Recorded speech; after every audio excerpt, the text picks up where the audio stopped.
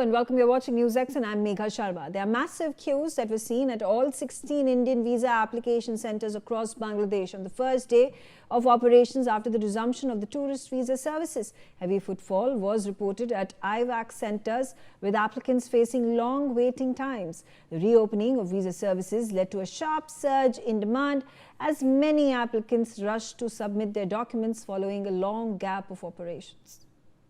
Atul Ranjan on the telecast with me. Atul, give us more information about the demand for visas because of the long queues that we have seen at all the visa centers, all the 16 visa centers of India.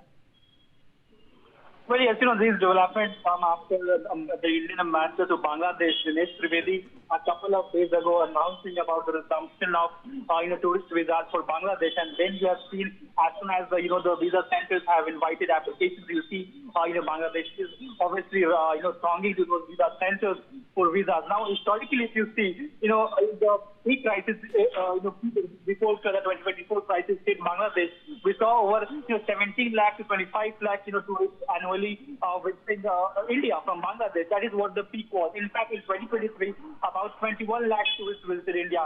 But that number really dropped in 2025 and obviously in the late 2024 when the student revolution created a chaos in Bangladesh, and then we saw visa curbs being taken in by the two countries as well for each other nations. But now when Dinesh Trivedi, the newly appointed High Commissioner to Bangladesh, has initiated this resumption of tourist visa, we see that there's a right, absolutely. On our screens, we can see hundreds of people queuing up to get that tourist visa that has been resumed just very recently by India. So in Bangladesh, large number of people seeking those tourist visas to come to India. Thank you, Atul, for giving us